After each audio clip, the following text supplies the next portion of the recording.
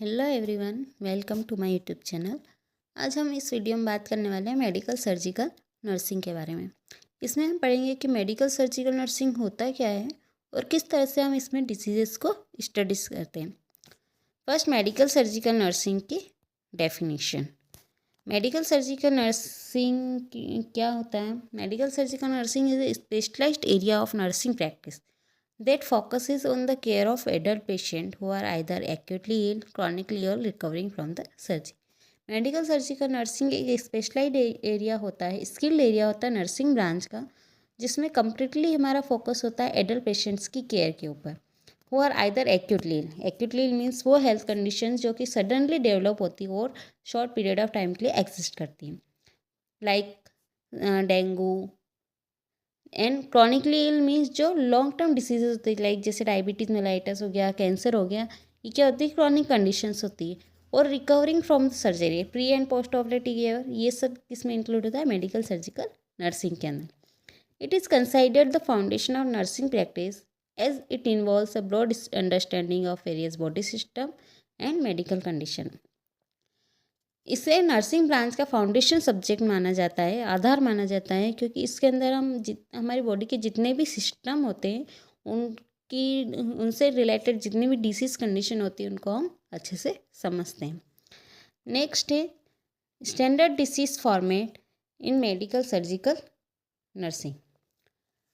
किस तरह से हम डिसीज़ को स्टडी करते हैं वो इसमें हम पढ़ेंगे। फर्स्ट आता है डेफिनेशन, मतलब अगर कोई भी डिसीज़ होगी तो हम सबसे पहले उसके बारे में क्या करेंगे? एक्सप्लेन करेंगे, उसकी डेफिनेशन लिखेंगे। क्लियर एक्सप्लेनेशन ऑफ डिसीज़ और कंडीशन। Second one is etiology, causes या फिर कारण।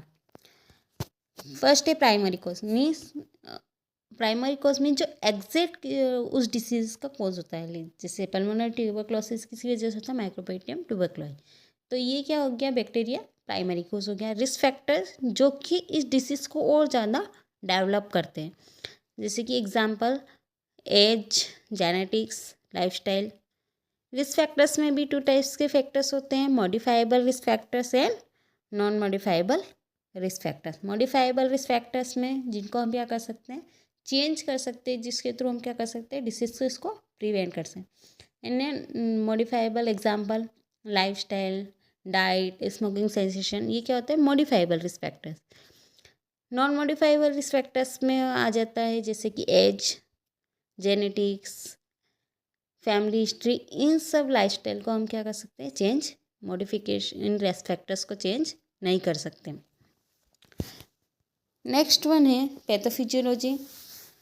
इटियोलॉजी के बाद आता है पैथोफिजियोलॉजी। पैथोफिजियोलॉजी मीन्स किस तरह से वो डिसीज़ हमारी बॉडी के अंदर डेवलप हो रही है, किस तरह से वो हमारे ऑर्गन सिस्टम्स को, बॉडी के ऑर्गन सिस्टम को डैमेज करती है, तो वो सब किसके अंदर आता है? Pathophysiology. Step by step explanation of how the disease develops in the body, कि किस तरह से डिसीज़ क्या हो रही है, डेवलप होती है, उसका स्टेप बाय स्टेप एक्सप्लेनेशन हम पैथोफिजियोलॉजी में पढ़ते हैं। Include changes at the organ और सिस्टम लेवल, मतलब जिस भी ऑर्गन्स को डैमेज कर रहा है, जिस भी सिस्टम को डैमेज कर रहा है, वो भी इसमें इंक्लूड होता है। साइन एंड सिम्टम्स या clinical manifestation. Sign and symptoms भी टू टाइप्स के होते हैं, subjective and objective symptom. Subjective जो पेशेंट खुद बताता है वो होते हैं सब्जेक्टिव। ऑब्जेक्टिव जो कि फिजिशियन या डॉक्टर्स ऑब्जर्व करते हैं, नर्सेज ऑब्जर्व करती है पेशेंट के अंदर, वो होते हैं objective symptoms. Next one is diagnostic evaluations, means जो हम टेस्ट करवाते हैं फाइंड आउट करने के लिए कि किस वजह से वो डिसीज कोज हो रही, वो होता है डायग्नोस्टिक इवैल्यूएशन। ब्लड टेस्ट हो गया, imaging studies like X-ray, CT scan, MRI करवा सकते हैं हम। अदर इन्वेस्टिगेशंस में लाइक ईसीजी हो गया, बायोप्सी, यूरिन टेस्ट, ये सारे क्या होते हैं? Diagnostic evaluations. कॉम्प्लिकेशंस अगर हम किसी डिसीज़ को प्रॉपरली ट्रीट नहीं करेंगे तो उसकी वजह से और भी अनदर कोई डिसीज़ कोज हो सकती है, तो किसके अंदर आए हैं? कॉम्प्लिकेशंस के अंदर। नेक्स्ट है मैनेजमेंट। फर्स्ट है मेडिकल मैनेजमेंट, मीन्स मेडिसिन्स के थ्रू हम क्या करेंगे? उस डिसीज़ को ट्रीट करेंगे, मैनेज करेंगे, या फिर डायलिसिस, ऑक्सीजन थेरेपी, ये क्या हो गए? Non pharmacological management. Then surgical management. कुछ डिसीजेज में सर्जरी नेसेसरी होती है, तो उसमें हम सर्जिकल मैनेजमेंट भी इंक्लूड करेंगे, type of surgery, pre and post operative care. Next dietary management, diet कौन कौन सी डाइट हमें लेनी है, कौन कौन सी डाइट रेस्ट्रिक्ट करनी है, वो सब किसके अंदर आता है, dietary management. Lifestyle modification like exercise, smoking cessation, stress management, वो सब किस में आएगा, lifestyle modification. Nursing management, first हम क्या करते हैं, असेसमेंट, जो भी पेशेंट सिम्टम्स बताते हैं हम ऑब्जर्व करते हैं, तो हम सबसे पहले क्या करेंगे, असेसमेंट, नर्सिंग डायग्नोसिस बनाएंगे उन सिम्टम्स के according. Example, infected tissue perfusion related to elevated blood pressure. Planning करेंगे, इंटरवेंशन, रेशनल एंड इवेल्यूशन। जब भी हम नर्सिंग डायग्नोसिस बनाएंगे उसको क्या करेंगे, रिलीव करने के लिए, रिड्यूस करने के लिए हम प्लानिंग करेंगे। क्यों करेंगे वो इसमें इंक्लूड करते हैं। एंड इवेल्यूशन की हमें जो भी हमने प्लानिंग की है वो सक्सेस हुई है या नहीं हुई है। नेक्स्ट है हेल्थ एजुकेशन, जब भी पेशेंट का ट्रीटमेंट होता है, उसका डिस्चार्ज होता है, तो हम क्या करते हैं, उसको हेल्थ एजुकेशन देते हैं about disease, treatment, medication, lifestyle and follow up.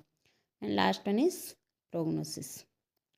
I hope आपको ये वीडियो समझ में आया होगा।